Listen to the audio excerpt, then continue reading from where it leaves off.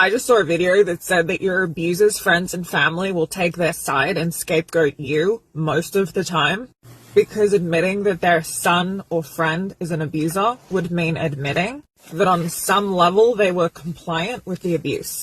And I would take that a few steps further.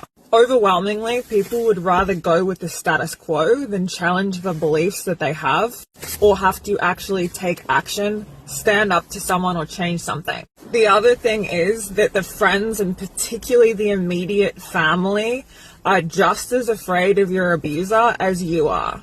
Because oftentimes they do actually know, the family in particular, the immediate family, who the fuck this person is.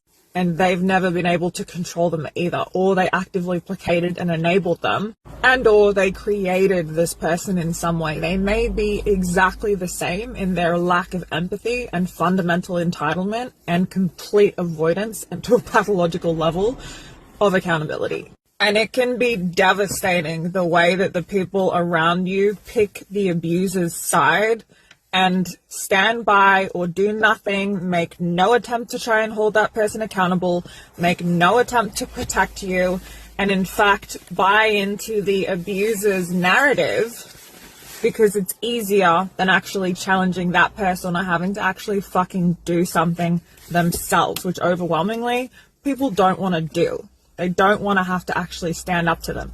They don't want to have to actually make changes. They don't want to actually deal with reality.